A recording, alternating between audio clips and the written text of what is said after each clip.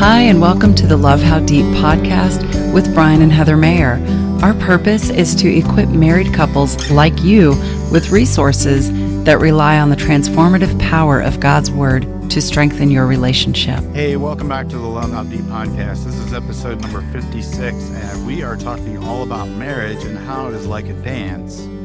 Hello there. I know. I don't think we're that great at it. Well, now I should speak for myself. I'm not that great at it. I'm not that great at it. I just dance like nobody's watching. I don't care because I'm just like, right. I'm having a good time. I've got the good old 2-1 feet. And I don't know, when it comes to dancing for me, I notice I get in my head too much. And and then, like if I've got somebody telling me, okay, now put your left foot here, and okay, now swivel around and breathe. Wait, which one is the left foot? What? Which one is the left foot? Oh, right. She's joking, and I'm not getting the joke, so I forgot. You have trouble determining left and right. But I think this is going to be a fun episode because we're going to compare a lot of what goes on in marriage to a dance, and I think it has relevancy. So I think with that, what you got to do first? I mean, it's going to start with just choosing the right dance partner. Yeah. I mean, that's probably the most important thing. If I want to be a professional dancer, I need to choose someone who dances pretty close to professional so that I can follow them. But if they're like me, like, well, 2 left feet, like there's a reason we didn't do very well when we took that salsa dance class that with some friends several years ago. I need left feet. So I think, are you saying choosing somebody maybe different than you is probably okay? I mean, they don't have to be identical. No. You can have a lot of commonalities and throughout your differences. Those are all good positives, but you want to share your values and your faith. Do you have the same belief in God? Do you value the same things in life overall? You want to have those commonalities. That's what's going to really bring you together and help guide decisions that you make, in life. If you're trying to make a decision about something to purchase or to move or a different job or to have kids or just whatever that decision is, your values and your belief in God is going to help guide that. So when it's very similar, it's going to go a lot better for you. And choose the right partner. Yeah, I would agree. I mean, personalities can be different, but you're right. Outlook on life and values and what's deeply held. Absolutely. I mean, and maybe they can be different, but somehow they got to mesh. So those are important. So 2 Corinthians 6:14 says, "Do not be yoked together with unbelievers. For what do righteousness and wickedness have in common?" So you definitely want to make sure that your dance partner is Christian. That's important. Yeah, and I mean, if you're already married, and this is not the case, then I think the Bible just talks about just praying and communicating, and so we're not saying that if you're unequally yoked, you go out and get divorced. This is more. If you're dating or whatever, that should be something that you should think about. But absolutely, yeah. So you find your partner, the perfect partner, and then what do you do, Brian? Right, and then it's all about like learning the steps. I would say that might be the next thing you want to think about when it comes to a dance, because if I know that the next step of the dance, I need to maybe put my right foot forward. Then the other needs to maybe take her left foot and move it backward. So, and again, we need to know what our left and right is. So, right an L on my shoe. But how do we get there? How do we know what we're doing? Well, we communicate, which we talk about communication all the time. So I might have to tell you, okay, I'm going to be bringing my right foot forward. That means you need to. Right. Maybe I should stop using left and right because. Right. I'm going to dip you back now. So get ready here. So you don't want to be rigid and just, leaning forward. I'm going to raise my arm up and spin you. Yeah. Right. Yeah. So we're going to talk about it. Yeah. Okay. So, the steps and again, that's just all about communicating and understanding each other. And I think I do because, like with dancing, especially like professional dancing or whatever, like they sense each other's body movement, and like I've heard that, like, I don't know, like you feel like the woman will feel the the man's hand on her back push a certain way, and she knows, oh, we're going to do this next, we're going to do that next.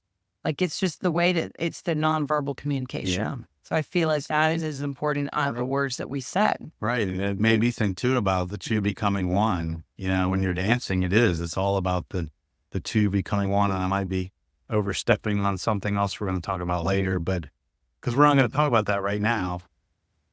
But let me share a verse with you. And I love this one. It's in James 1:19. It just says everyone should be quick to listen and slow to speak and slow to become angry. And again, I think it's very important.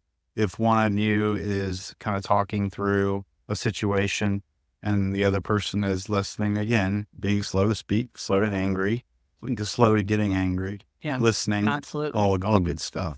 You know what I'm talking about. Yeah. What do we got next? So you get the right partner, you learn some steps, and then you do have to figure out your rhythm of your dance, because every dance, I watched that dancing show that's on TV. I don't know if we can name that or whatever. They dance and stuff. But they do different with celebrities. Yeah, that one. They do different dances, and there's a different rhythm to each one, and different expectations based upon the rhythm. So the rhythm of your dance and your marriage is your balance and your flexibility with each other. How do you balance each other? How flexible are you when, crazy life gets thrown in your face or something? Agreed. When one of you is weak, is the other one stronger? And do you balance each other out? Do you pour the positivity and the love and affection into each other? Do you build each other up? Do you speak the truth in love when correction or something like that needs to happen, when you're having a disagreement? But that's your rhythm right there. What kind of rhythm do you have? Do you have this balance, and you have this flexibility in your marriage? Ecclesiastes 3:1 says there is a time for everything and a season for every activity under the heavens. So we want you to stay in sync with each other, and we want your bond to be strengthened. And that comes with keeping that balance and keeping that flexibility. Yeah. So sometimes there's seasons for dipping. Maybe there's seasons for twirling. I don't know. I want to twirl. Going with the analogy. So I like it. Yeah. Let's do it. So the next one is all about leading and following. So, again, with dancing, it's very important to establish, okay, who is the leader? Who is the one that's following? I think typically men usually lead in dancing. Women typically follow. They do, but in relationships, it's not always the man that gets to take the lead, because sometimes we women get tired of waiting on our men, and we jump ahead and we take the lead, and that is not biblical. Yeah. And so you want to learn how to respect each other, or if you're both taking the lead, well, that's just a two-headed monster, and I don't know. Yeah, and this might be a good opportunity just to very quickly talk about, how the Bible does talk about the man being the spiritual head of the household. And what I would say that looks like for me is that doesn't mean that I make every decision and Heather has to go along with it.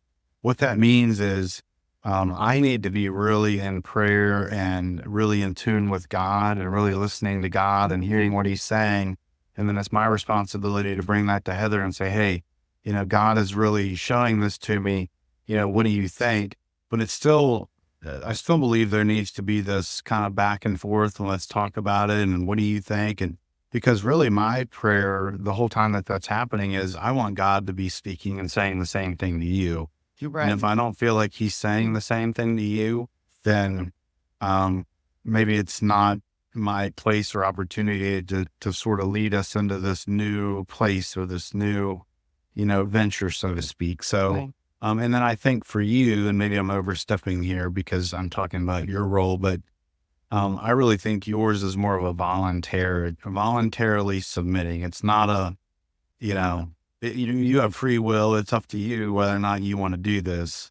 It's not well, again, Heather, this is my decision, and sorry, the Bible says you need to submit. Right. But then that might be a podcast episode. We might have unpacked a big old onion there. I don't know. I know, because he went all strict, y'all. I did, which I like to do that. It's a lot. So we're leading and leading and following. We're talking about roles and responsibilities, right? Yeah. So, but again, there may be occasion where, one of us is not feeling at our best and the other one has to pick up some slack or whatever. And I think so. And I think that's where that balance and flexibility also comes in. So if you're not feeling well, I need to pick up some slack, you go take out the trash. Or if I'm going to be home late, you might be more flexible and keep us in balance by starting dinner. So the roles and responsibilities can change, and it takes going all the way back to learning the stuff of communication. Takes communication. good one. Yeah. Good one. All right. What do we got next? Yeah. Oh, wait, I know. I wanted to share a verse. Yeah. Ephesians 5:21 just says, submit to one another out of reverence for Christ. Yeah. So again, it's mutual submission and respect, and really a balanced partnership. Because if you don't have balance, you're not really going to be standing upright when you're dancing for very long. And same goes for your marriage. So Standing up. Yeah. Right. Oh. All right. And then, What else we got? well, on the next one is the joy of dancing. Celebrating each other is what we want to talk about here. So, if Brian gets a promotion at work, which is hilarious because he works for himself. He gives himself The a boss, promotion. if I'm having a good day and the boss likes me. Yeah. So if he gets a salary, that sounds, you're not going to hit stop, are you? No. Reject. He gets a promotion at work or a raise or something, then I need to celebrate that and be proud of him and just find joy in that rather than the opposite, which is, I've been at my job 10 years longer than him. This never happened to me. Nobody appreciates me for what I do there. They overlook me. They just pile more work on me. I was completely that's not who you want to be. That's not how you want to be in your marriage. You want to celebrate each other and these joys that you have, whether it's just one of you or the other one, or if it's the two of you together, because sometimes the two of you will come through something that was, horrific or hard, and you come through, have a party. You should just celebrate something together. You need to go out to dinner and celebrate, or, just whatever, just talk about it with each other about, this is so great. Look what we've learned from it. Look how we've grown. Look at what we can share with others. Look what God's done in us. That's celebrating. Yeah. That's so It good. reminds me of the dancing show you were talking about earlier. When they're done with the dance, I noticed there's all kinds of emotions. Sometimes there's tears, sometimes there's happiness, there's high five. It's just a moment where they just kind of take a breath and they're like, they think back about what they just did. Yeah. Maybe sometimes there's some sadness or some disappointment if something didn't work out right. Right. But it's all about just knowing what you've done and just having some joy, Yeah. I guess, in that moment. So And I think that, in those moments when things are hard and tough, you can still find good things to celebrate with each other, just to share some good time, good quality time with each other. Look for the positives in the midst of all the negative things. Yeah. Proverbs 17:17 reminds us that a friend loves at all times and a brother is born for a time of adversity. Yeah. Okay. So You're not going to stop this, are you? now, Okay. we don't know where that came from, but it's from the Bible, so it's good, right? Well, no. So Proverbs 17:17, a friend loves at all times, but then the brother is born at a time for adversity. I don't know. Where I think what it's trying to say is, blame my brain tired. friends are good, but a brother, it's almost trying to say, but if someone's as close to you as a brother, it means they're going to be with you through times of adversity. Whereas maybe an acquaintance or somebody that you don't know as well might not completely be there for you. They're still good people and it's still a good relationship. But we're just going to go with that, right? Yeah. And speaking of the joy. So we're going to move on to the next one, overcoming missteps. And when we dance, there's probably going to be lots of opportunities where we're going to be stepping on each other. Get your steel with our y'all. Right. Some on each other's. And when that happens, we have a choice we can make. We can get angry. We can get mad. We can call each other names. We can be critical. Why did you do that? Why can't you pay attention? Why can't you learn the steps? How could you?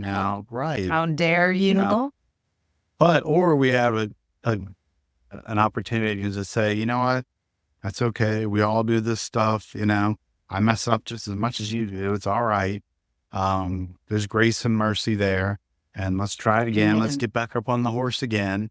Yeah. Go again. Yeah. Speaking of that, I'll never forget a few years ago, we went horseback riding. And it was just the slow trotting. We went with our daughter and we came to this creek. And all of a sudden, my horse stomped about as hard as he could. And I almost went flying over the edge. He didn't hit the brakes. Thank goodness that didn't happen. But again, I think the squirrel kind of took a little veer off here, but I just remembered that. Grace and well, it's all about you forgave the horse. Missteps. You could have looked at me and said, Brian, what is your problem? Teach you how to ride a horse. That's what we and made fun of me, but we all just kind of had a good laugh and said, it's okay. Stuff happens. But that's what I would say again. Marriage being like a dance, it is. It's all about forgiveness. I mean, there's plenty of opportunities. I think you and I probably offer each other forgiveness just about every day because we're not perfect. We're always kind of messing up or maybe saying something we regret or maybe forgetting something or, whatever it might be, and it doesn't have to be like a long drawn out forgiveness. It could just be like, oh, I'm so sorry about that. Yeah. But let's see here. Ecclesiastes 4:32 says, be kind and compassionate to one another, forgiving each other, just as in Christ God forgave you. So I don't really know that I really need to say anything else about that. It kind of says it all. We want to be more like Jesus. So we That's right. Forgive, offer that grace and mercy. And amen to that. Mm-hmm. All right. What else you got? And then the next part is the choreography of life, which is creating a shared vision. And you're working together towards a common goal as a couple, I think when you first get married, you're working together to get to know one another more deeply, more intimately. You're working together to build your home. Maybe you buy a new home or you're renting a new place where it's for the two of you. And maybe you've got this vision of in the next 3 to 5 years, we want to start our family. So you've got these common visions, but over time we forget to do that. We do. True. We forget to do it because other things in life get in the way, whatever it may be, a job, your children, your friend, whatever it is. And you lose a shared vision. And so that's, I think that's what we want to remind you now is to have that shared goal, the shared vision. What is it that you want in life together to accomplish? And one of the things that we like to encourage our couples to do is to create goals together. Yeah. When pretty powerful. It really is. Ever since our first anniversary, we have always created goals with each other. Some of them are things that we want to do for fun. And some of them are things that we just know that we need to do. We call it the to-do list. It's not as fun, but it's really to get done, whatever that may look like. And so, but we have these goals and we've got it taped up, on the bulletin board so that we can see it and remember to do it. And, but those are common goals, things that we are working towards, whether it's financial goals too, we want to, go take a vacation to the, where are we going next year? We don't know yet. We're still talking about it. Somewhere overseas. We want to go overseas next year. So we need financial goals to save money to be able to do that. So you need to have these shared visions, a shared goal with each other that's going to go back. I'm not going to England. It just came to me. Yes. Yeah. Well, there's 3 places. Well, so all together we can come back. That's it. Yes. Sorry, it's brain injury. So, you've got to have common goals for your, for your finances and for you as a couple, for your life. Because life is boring without goals. I mean, what are you living for if you don't set some goals? So we want you to create some goals together, just to have a good vision of what you want your marriage to look like.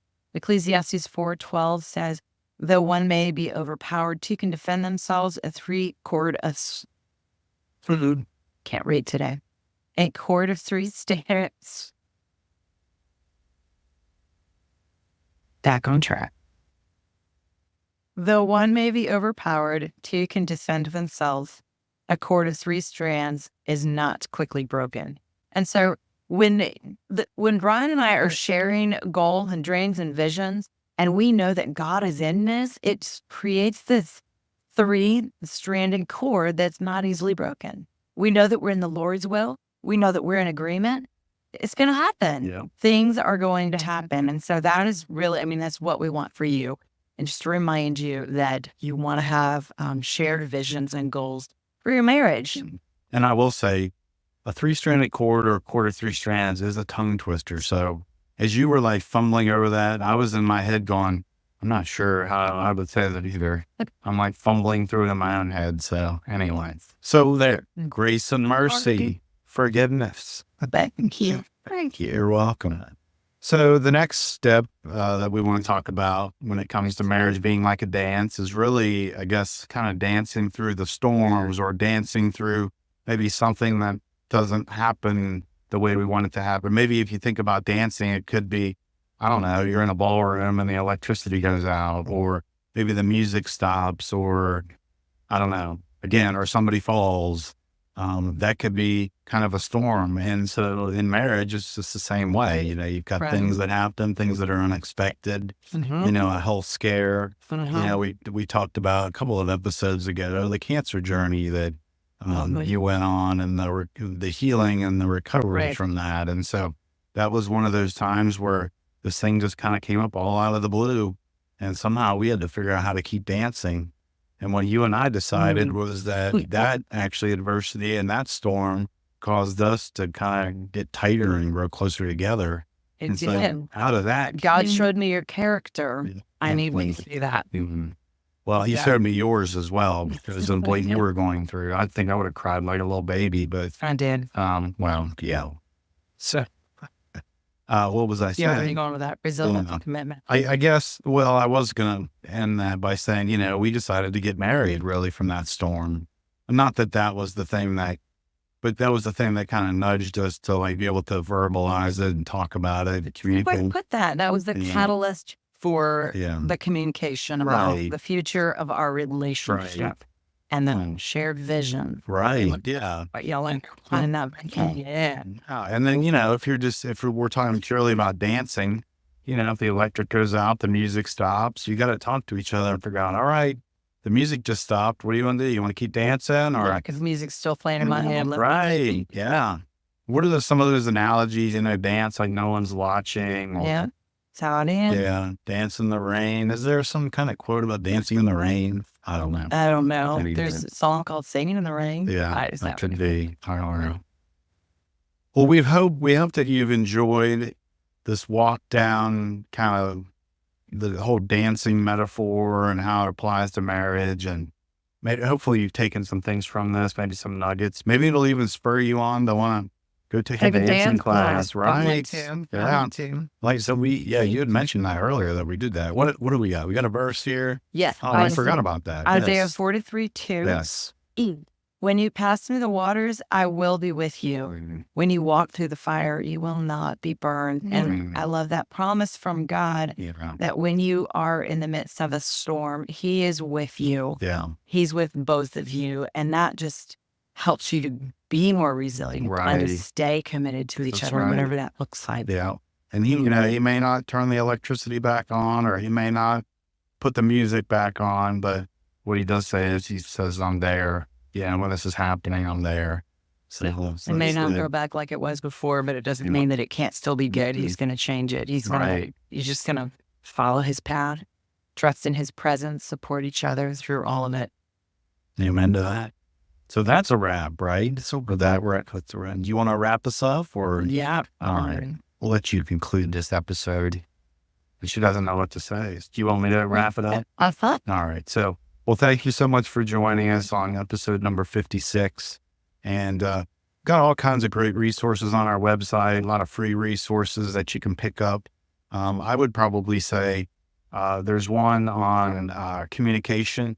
It's called the 10 Steps to Effective Communication, something like that. We'll put a link to that in the show notes.